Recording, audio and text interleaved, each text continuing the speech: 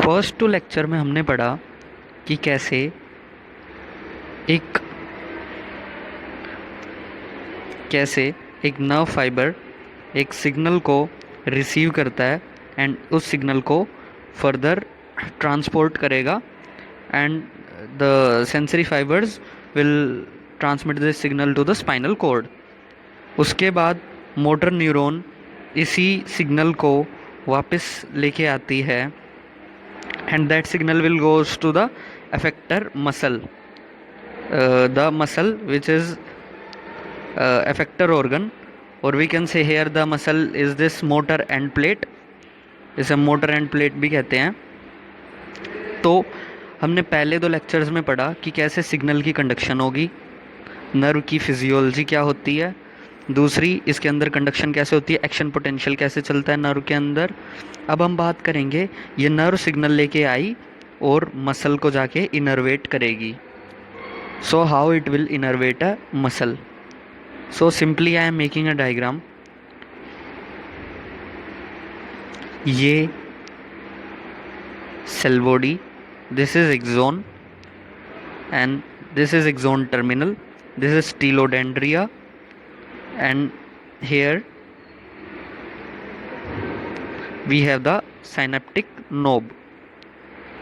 This is synaptic knob or you can say bulb like structure, this is also known as knob. तो ये knob जो हैं they are connected to the muscle. These knobs are connected to the muscles.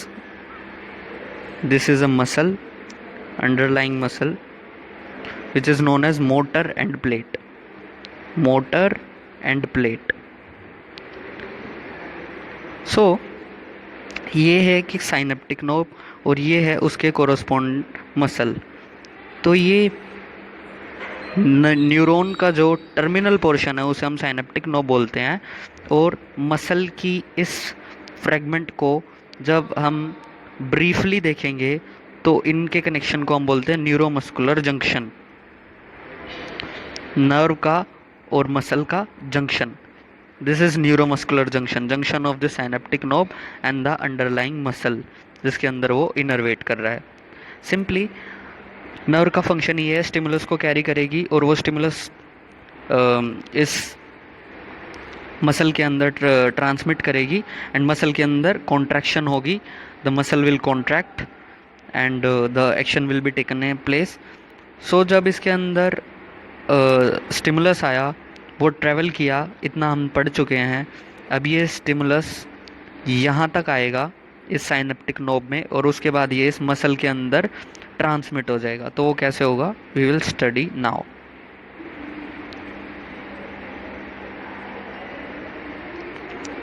So this is simply a diagram of neuromuscular junction. Neuromuscular junction, you can easily see this is the synaptic knob and this is the muscle, underlying muscle is this and this is the synaptic knob. Now हमने अभी तक पढ़ा था कि action potential कैसे travel करके आता है। अब हम देखेंगे वो एक्शन पोटेंशियल इस नर्व से इस मसल के अंदर कैसे ट्रांसमिट होगा। तो उसके लिए आपको पहले एनएमजे का स्ट्रक्चर पता होना ज़रूरी है। एनएमजे का ये है साइनेप्टिक बल्ब। साइनेप्टिक बल्ब की मेम्ब्रेन को हम बोलते हैं प्री साइनेप्टिक मेम्ब्रेन, और जो मसल वाली लेयर है उसे हम बोलते हैं post synaptic membrane. Pre synaptic membrane and post synaptic membrane, इन दोनों के बीच में एक स्पेस है, you can see this space. इन दोनों के बीच में जो स्पेस है, ये रेड कलर में जो स्पेस है, this space is synaptic cleft. This space is synaptic cleft. Now ये जो साइनेप्टिक नोब है, इसके अंदर देयर आर 65 वेसिकल्स।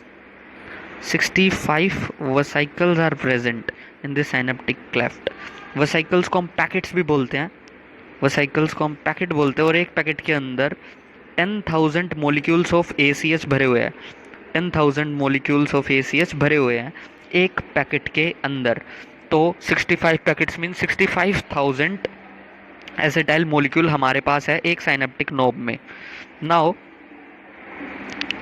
थोड़ा detailed study about the neuromuscular junction. So this is a diagrammatic representation. ये है synaptic knob. This is muscular layer here, और बीच में जो है वो साइनेप्टिक क्लेफ्ट है. ये साइनेप्टिक क्लेफ्ट है, और इस साइनेप्टिक क्लेफ्ट में जनरली हमने 12th तक पढ़ा था कि एक फ्लूइड प्रेजेंट होता है जिसे हम बोलते हैं neurotransmitter, that will conduct the signal from here to here. जो बीच में फ्लूइड है, न्यूरोट्रांसमीटर हम जिसे बोलते हैं, हमने वहाँ पढ़ा था एसिटाइल कोलिन न्यूरोट्रांसमीटर है, that will conduct the signal from there to there, and this is chemical conduction. तो अब वो हम पढ़ेंगे कि कैसे न्यूरॉन के अंदर जो इलेक्ट्रिकल कंडक्शन हुई, उसके बाद ये केमिकल कंडक्शन कैसे हुई, हम उसे ब्रीफली पढ़ेंगे कि एसिटाइल कोलिन कैसे सिग्नल ट्रांसफ़र करता है. नाउ एसिटाइल कोलिन की बात चली है तो आई वुड टेल यू कि एसिटाइल कोलिन रिसेप्टर्स क्या होते हैं. Acetylcholine receptors I would tell you. So acetylcholine जो है, इसके दो टाइप के रिसेप्टर्स होते हैं, muscarinic receptor and nicotinic receptor. Muscarinic receptor and nicotinic receptor. Nicotinic की टू सब टाइप्स है. निकोटीनिक की टू सब टाइप्स है, ganglionic and muscle type. Ganglionic and muscle type. So इसका मतलब ये है, और एम की 5 स्पेशलिटीज़ हैं, M1, M2, M3, M4 up to M5 जो हैं, ये 5 स्पेशलिटीज़ हैं.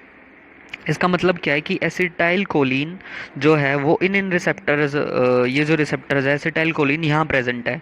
अगर हम बात करें NM की, तो मतलब न्यूरॉन जब मसल से अटैच होगी तो हमारा जंक्शन बनेगा NMJ. NMJ. तो इस NMJ में एसिटाइल कोलिन जो है वो प्रेजेंट होगी.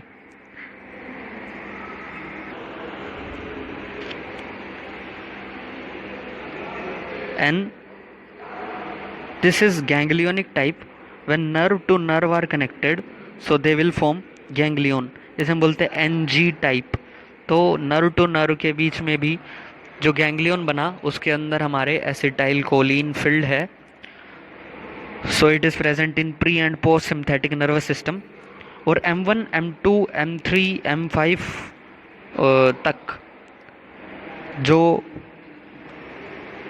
न्यूरॉन डायरेक्ट जाके बॉडी ऑर्गन्स को कनेक्ट करेगी, any neuron which is connecting the body organs, तो वो M1 से M5 तक के बीच में आएंगे. M1 से M5 टाइप तक के बीच में आएंगे. इनकी अभी इतनी detail you need not too necessary to remember. बस ये पता होना चाहिए कि एसिटाइल कोलिन रिसेप्टर है, और जो निकोटीनिक रिसेप्टर है उसके अंदर मसल टाइप जो है वो NMJ होता है. जब नर्व मसल से कनेक्ट होती है, NMJ रिसेप्टर. एंड हम जो NMJ पढ़ रहे हैं that is a nicotinic type of receptor. जो हम अब NMJ पढ़ रहे हैं that is a nicotinic type of receptor. We have to remember this only. Now उसके बाद हम पढ़ते हैं कि इस NMJ के थ्रू सिग्नल क्रॉस कैसे हुए. How this NMJ functions. मैंने आपको बताया था कि इस साइनेप्टिक नोब में वी हैव वेसिकल्स. सो ये गोल गोल जो आपको दिख रहे हैं round structures, these are vesicles. और each vesicle has 10,000 molecules of ACH. 10,000 molecules जो हैं उसके अंदर एसिटाइल कोलिन के भरे हुए हैं. ऐसे ऐसे 65 रिसेप्टर्स होते हैं. तो you can easily guess 56,000 acetylcholine receptor acetylcholine molecule हमारे पास हैं. तो मैकेनिज्म हाउ दिस हैपन्स, इधर से जो है वो सिग्नल आया, और ये नर्व है, और ये नर्व का एक्सोन है. इस एक्सोन में एक्शन पोटेंशियल चला और सिग्नल आता गया ऐसे ट्रैवल किया सिग्नल. और एक्शन पोटेंशियल जो है वो मेम्ब्रेन को -70, जो हमारा यहाँ RMP है, इस -70 को -55 कर देता है. और उसके बाद जो है हमारा एक्शन पोटेंशियल ट्रैवल होता जाता है आगे. तो ऐसे ही -55 यहाँ भी हुआ, ऐसे -55 यहाँ भी हुआ, ऐसे ही -55 यहाँ भी हुआ, और ये होता होता इस साइनेप्टिक नोब तक आ गया। यहाँ साइनेप्टिक नोब पे -55 हो गया, जिसकी वजह से जो वोल्टेज गेटेड कैल्शियम चैनल्स हैं दे विल ओपन। और जैसे ही ये कैल्शियम चैनल ओपन होंगे, आपको बता दूं ईसीएफ के अंदर कैल्शियम कंसंट्रेशन जो होती है वो ज़्यादा होती है, और आईसीएफ के अंदर कैल्शियम की कंसंट्रेशन कम होती है। तो all the calcium will come out of all the calcium will come in from outside।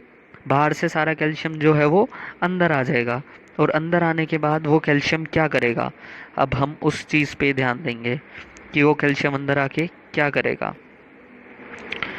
ना हो वो कैल्शियम जो बाहर था वो अंदर आया, अंदर आते ही जो वेसाइकल है, रिमेंबर हमारे वेसाइकल के ऊपर प्रोटीन होता है, एक वी स्नेयर प्रोटीन जिसे हम बोलते हैं, वेसाइकल स्नेयर प्रोटीन।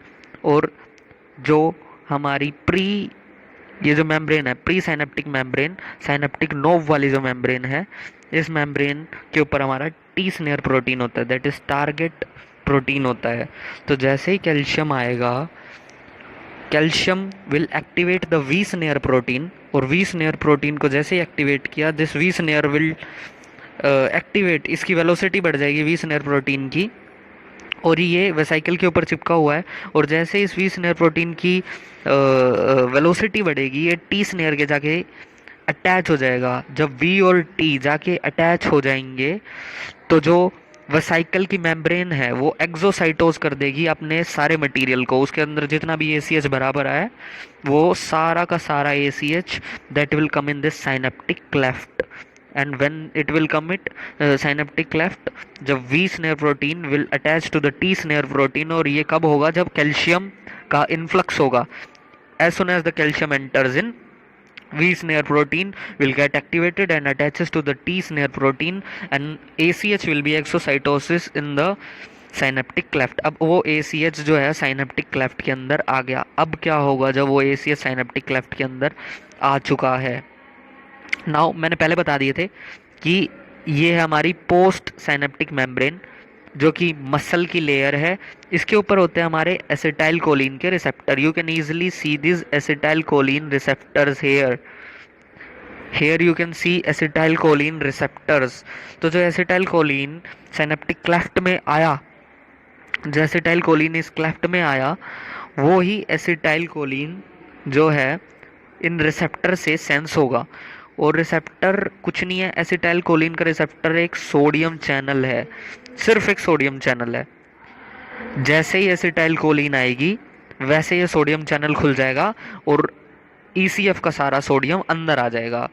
सो हम कह सकते हैं कि ये जो एसिटाइल कोलिन का रिसेप्टर है, ये acetyl choline based sodium channel है। पहले हम बोलते थे वोल्टेज बेस्ड सोडियम चैनल, जो वोल्टेज को सेंस करके खुलेगा। अब ये एसिटाइल कोलिन को सेंस करके ये जो सोडियम चैनल है, this will open, and when this will open, all the sodium will influx into the membrane, so itself is a sodium channel and on the influx will take place। so एक बार और बता देता हूँ मैं आपको इस mechanism को।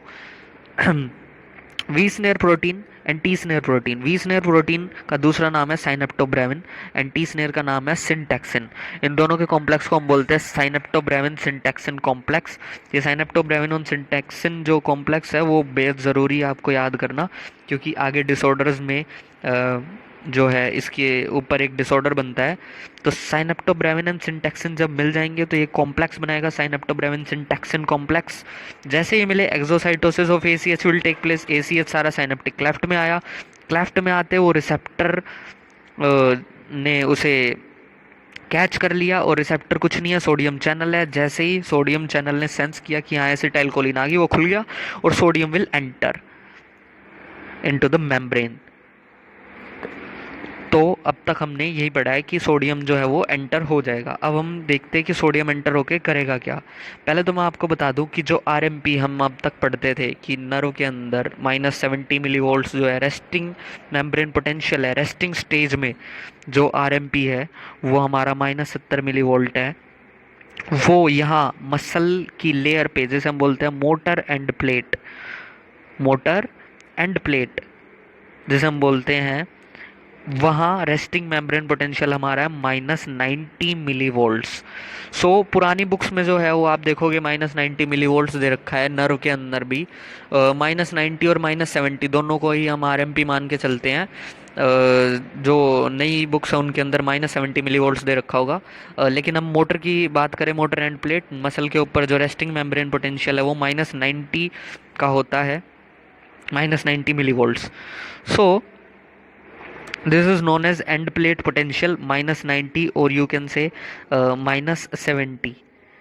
This -90 is in the muscle layer and -70 is in the cell membrane layer of nerve cell.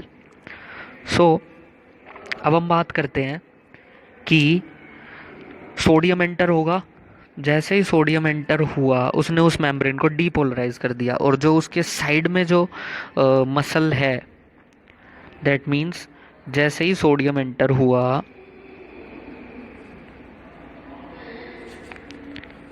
जैसे ही सोडियम एंटर हुआ इस पोस्ट साइनेप्टिक मेम्ब्रेन में, वैसे ही डीपोलराइजेशन हो गई इस मेम्ब्रेन की।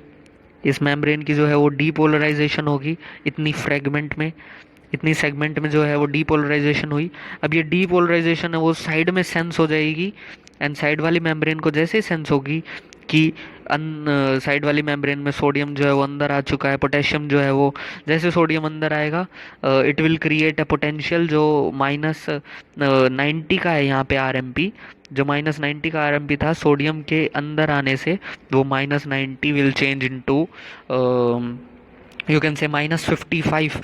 और जैसे -55 हुआ एक्शन पोटेंशियल विल कम, और सारा का सारा potassium will go out, potassium channel also opens. तो जैसे ये हुआ तो ये जो कंडक्शन है फिर साइडवेज चलनी शुरू हो गई। जैसे नर्व के अंदर कंडक्शन होती थी बोथ डायरेक्शन, ऐसे दोनों डायरेक्शन में मसल के भी कंडक्शन चलनी शुरू हो गई। इधर का सोडियम भी अंदर आना शुरू हो गया एंड इधर का पोटेशियम भी बाहर जाना शुरू हो गया। Sodium will enter and potassium will efflux. So ऐसे इस मसल के अंदर भी डीपोलराइजेशन हुई।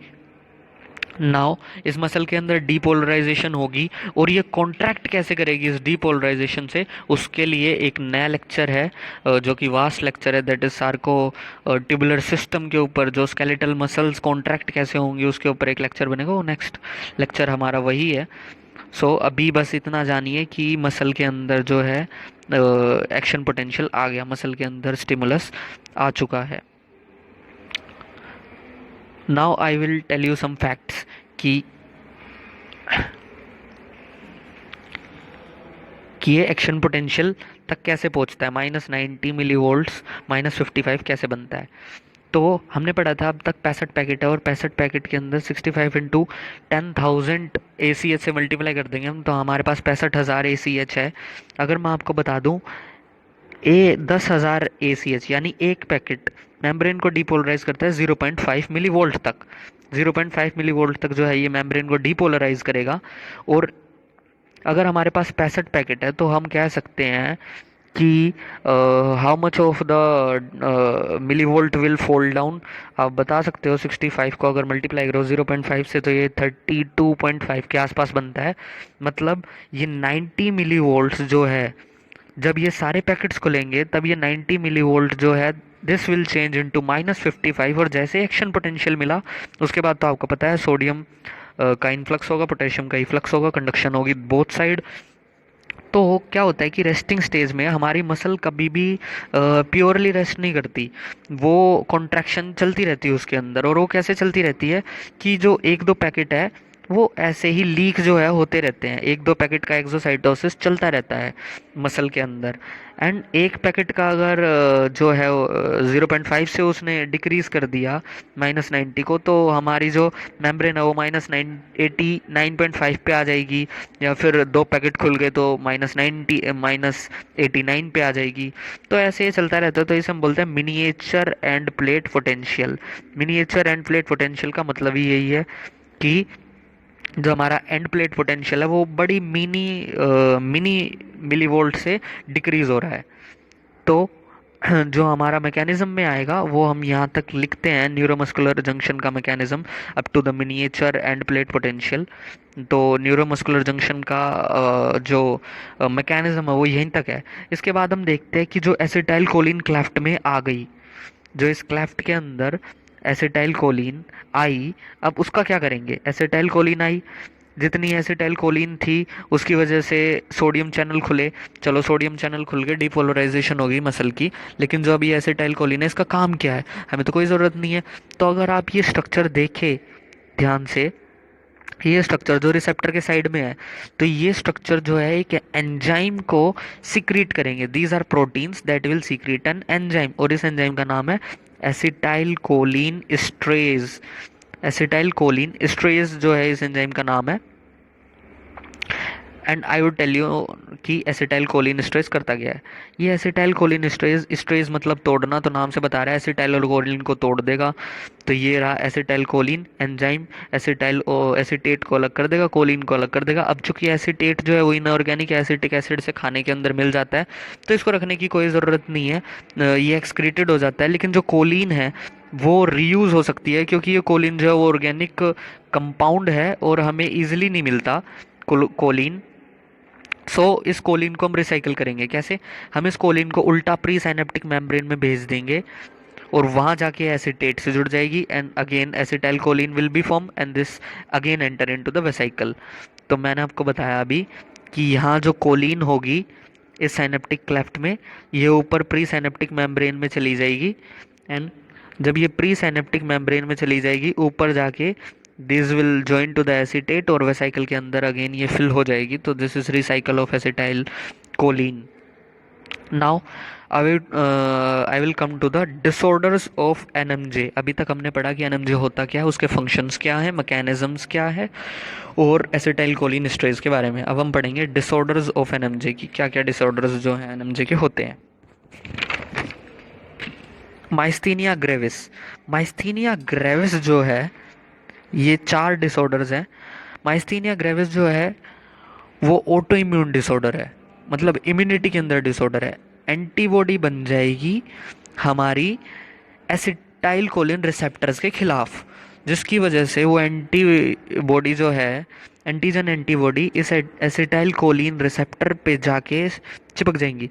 एसिटाइल कोलिन के जो रिसेप्टर्स लगे हुए हैं पोस्ट साइनेप्टिक मेम्ब्रेन में, जो मैं बोल रहा था nothing but a sodium channel, जिनकी वजह से जो सोडियम इन्फ्लक्स होगा, इन रिसेप्टर्स के ऊपर जो है एक ऐसे एंटीजन बाइंड करेगा जिसकी वजह से दिस विल स्टॉप फंक्शनिंग, और ये स्टॉप कर गया फंक्शन करना तो सोडियम विल नॉट एंटर। मतलब आपका जो क्लेफ्ट है उसके अंदर एसिटाइल कोलिन भरा पड़ा रहेगा, लेकिन आपको कोई डीपोलराइजेशन नहीं मिलेगी, क्योंकि जो गड़बड़ हुई है वो एसिटाइल कोलिन रिसेप्टर्स के साथ हुई है। So muscle contraction will not take place.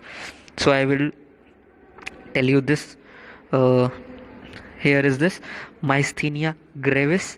This is myasthenia gravis. Antibody formed against acetylcholine receptors. So acetylcholine receptors stop functioning. So no depolarization of membrane take place and no muscle contraction take place. Paralysis of muscle, ultimately जो है muscle paralyse हो जाती है। पहले week होनी शुरू होगी, फिर उसके बाद धीरे धीरे और वीक होगी, पेन होगा मसल के अंदर, एंड अल्टीमेटली जो है पैरालिसिस हो जाएगा मसल का। उसके बाद हमारा सेकंड वाला है लंबार्ड ईटन सिंड्रोम, जो हम सेकंड वाला पढ़ेंगे, that is Lambert Eaton syndrome. So this is Lambert Eaton syndrome. So antigen formed against voltage gated calcium channel, जो मैंने आपको बताया था प्री साइनेप्टिक मेम्ब्रेन पे जो वोल्टेज गेटेड कैल्शियम चैनल है, मैंने आपको बताया था here we have a voltage gated calcium channel, this is voltage gated calcium channel. अगर एंटीबॉडी बन गई इसके खिलाफ तो ये स्टॉप कर जाएगा फंक्शन होना, और जैसे इसने स्टॉप कर दिया फंक्शन तो ECF calcium will not come inside, और फिर इसका कोई फ़र्क नहीं है चाहे आप ECF में कितनी कंसंट्रेशन बढ़ा दो, कैल्शियम की वो अंदर आने वाली है नहीं, और अंदर नहीं आएगा तो नो रिलीज ऑफ ACH निकलेगा ही नहीं, और ACH नहीं निकला तो फिर मसल की जो है वीकनिंग होगी, muscle weakening again take place. So this is Lambert Eaton syndrome. Antibody formed against the voltage gated calcium channel and which stops working and there is no release of ACH और weakening of muscles again. तो आपको ये याद रखना है ये दोनों कि माइस्थीनिया ग्रेविस के अंदर एंटीबॉडी फॉर्म्ड अगेंस्ट दिस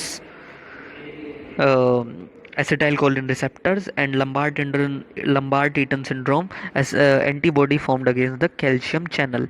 मतलब आप ऐसे याद कर सकते हो कि माइस्थीनिया ग्रेविस के अंदर पोस्ट साइनेप्टिक मेम्ब्रेन के अंदर जो चैनल लगे हुए हैं उनके अंदर जो है वो एंटीबॉडी बन गई, वे स्टॉप कर गए फंक्शन। और लंबार्ड ईटन सिंड्रोम में जो हमारे स्टार्टिंग में प्री साइनेप्टिक मेम्ब्रेन के ऊपर जो लगे हुए हैं कैल्शियम चैनल उनके अंदर एंटीबॉडी बन गई, तो वे स्टॉप कर जाएंगे फंक्शन करना। अब थर्ड जो है वो है हमारा botulinum toxin. Third is our botulinum toxin. So I will tell you now botulinum toxin क्या है। और फोर्थ हमारा क्लोस्ट्रीडियम टेटनस। बुटुलिनम टॉक्सिन होता है कि एक टाइप का बैक्टीरिया होता है क्लोस्ट्रीडियम बुटाइलिनम, तो it will secrete the botulinum toxin. और ये बुटुलिनम टॉक्सिन जो है वो स्ट्रॉन्ग टॉक्सिन है that will inhibit the synaptobrevin syntaxin complex. और साइनेप्टोब्रेविन सिंटैक्सिन कॉम्प्लेक्स मैंने आपको पहले बताया था, ये नाम याद करना ज़रूरी है because this is V snare protein and T snare protein. और ये जब वी स्नेयर प्रोटीन और T snare protein function stop कर जाते हैं अपना करना, तो that will result in to the botulinum toxin. ये रहा बुटाइलिनम टॉक्सिन जो है, this is botulinum toxin. Clostridium botulinum bacteria जिसने बनाया botulinum toxin that is very strong, और ये स्ट्रॉन्ग है इसीलिए इनहिबिट कर देता है साइनेप्टोब्रेविन सिंटैक्सिन कॉम्प्लेक्स को। और जैसे ही इसने ये इनहिबिट किया there will be no release of ACH, क्योंकि ये दोनों जो है वो आपस में जुड़ते हैं फिर एक्सोसाइटोस करते हैं।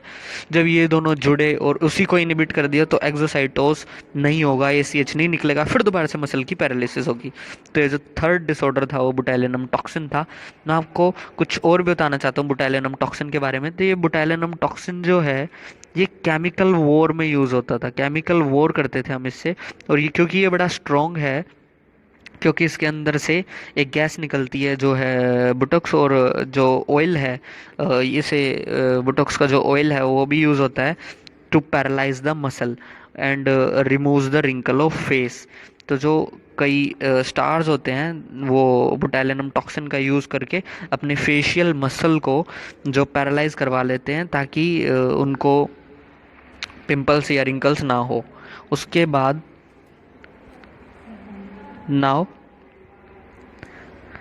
Fourth one is the clostridium tetanus. Clostridium tetanus क्या होता है? इन तीनों ने जो है कुछ ना कुछ इनहिबिट किया है। क्लोस्ट्रीडियम टेटनस के अंदर स्टिमुलेशन होगी and stimulation of synaptobrevin and syntaxin complex will take place.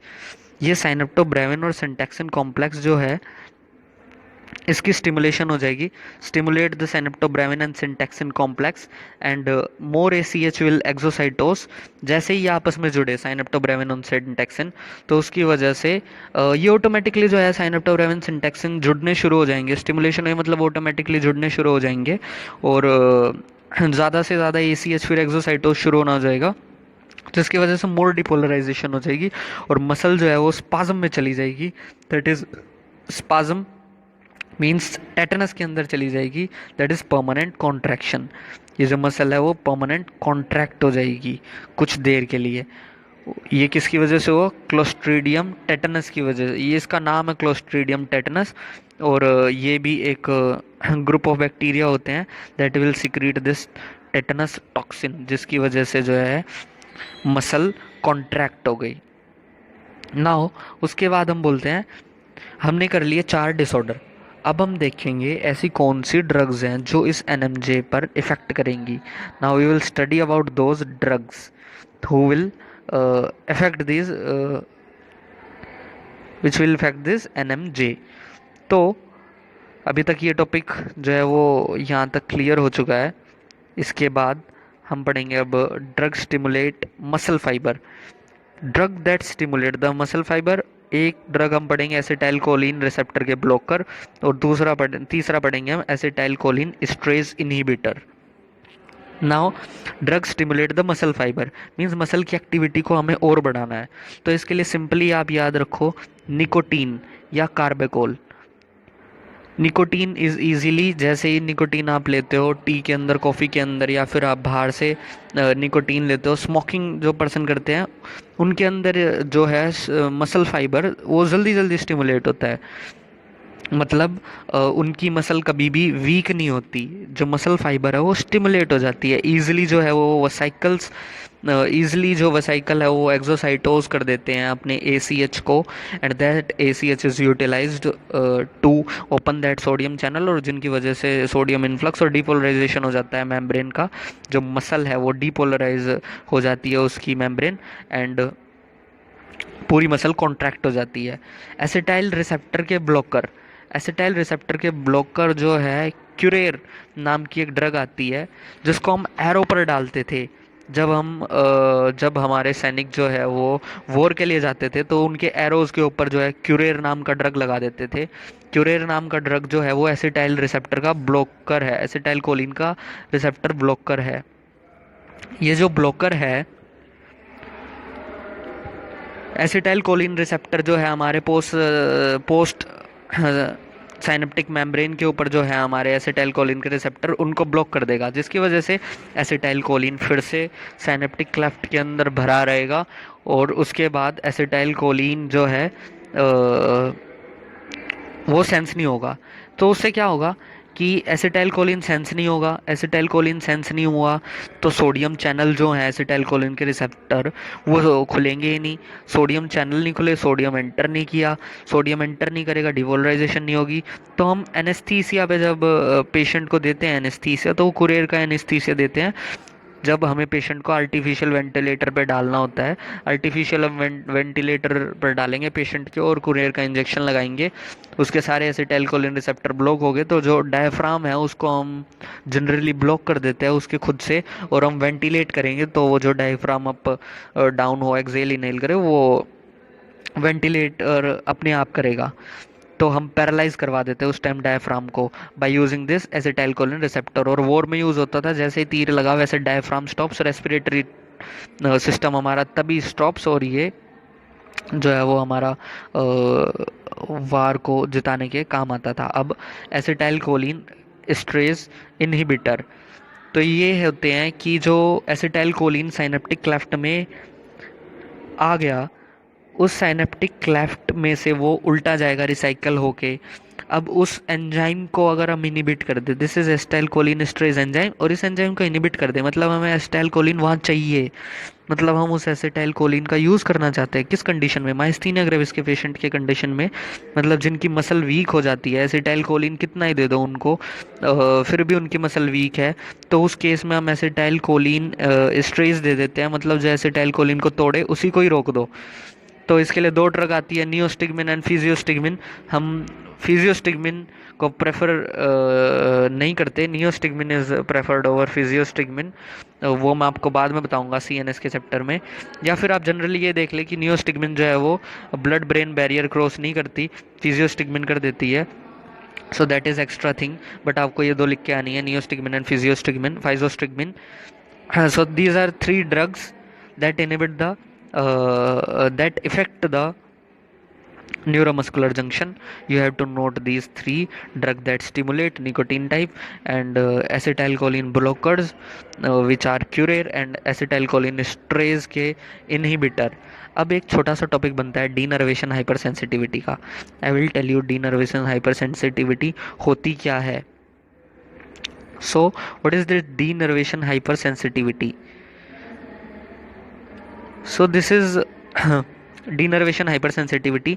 अगर हम किसी नर्व को काट दे, if we cut any nerve, अगर हमने किसी नर्व को काट दिया तो क्या होगा कि जो number of acetylcholine receptor हैं पोस्ट साइनेप्टिक मेम्ब्रेन पे वे बढ़ जाएंगे। ऐसा क्यों बढ़ेंगे? क्योंकि ये नर्व की खासियत होती है कि जैसे ये मानिए ये एक नर्व है और ये एक मसल है, ये मसल है, इसके अंदर हज़ारों फाइबर्स हैं, मैंने आपको फर्स्ट लेक्चर में बताया था। अब ये हज़ारों फाइबर्स हैं, कोई एक फाइबर ऐसे आया और उसकी ये उसने अपनी ये निकाले साइनेप्टिक नोब, और ये उसके साइनेप्टिक नोब है उसके, एंड दिस साइनेप्टिक नोब जो है इस मसल के इतने से पोर्शन से जो है वो जुड़े हुए हैं। अगर मैं डीनर्व कर दूँ, अगर इस नर्व को ही काट दूँ, तो ये जो मसल सेगमेंट है, यहाँ से लेकर यहाँ से लेकर यहाँ तक की, दिस विल बी पैरालाइज, ये काम नहीं करेगी मसल।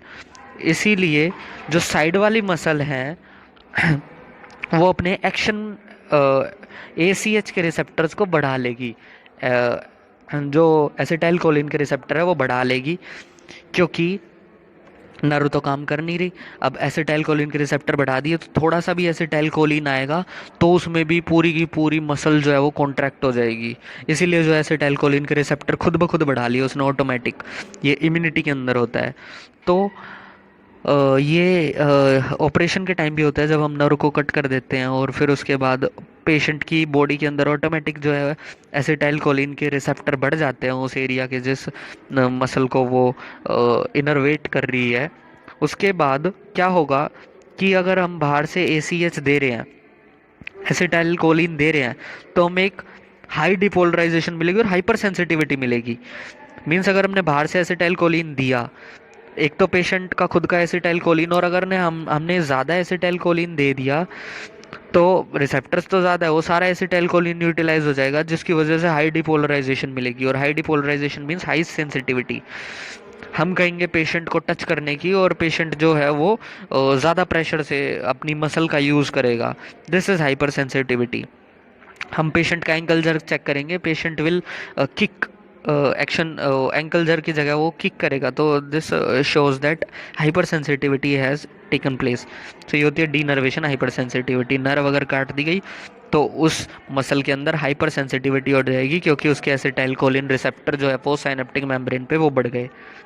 सो NMJ की NMJ का डायग्राम, NMJ की मैकेनिज्म, NMJ का miniature end plate potential, acetyl cholinesterase के बारे में, और 4 डिसऑर्डर, और उसके साथ एक ये छोटा सा डीनर्वेशन हाइपर सेंसिटिविटी NMJ को यहीं ख़त्म कर देता है।